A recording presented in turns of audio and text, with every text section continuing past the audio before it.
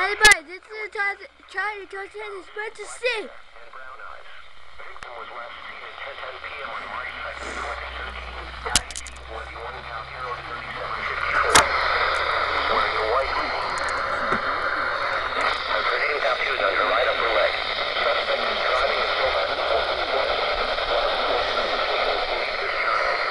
Report immediate danger. If you have any information regarding this abduction, contact the Shelby County Sheriff's Office at 936-5985-600.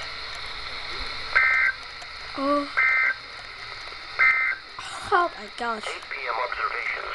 Oh my goodness. You just scared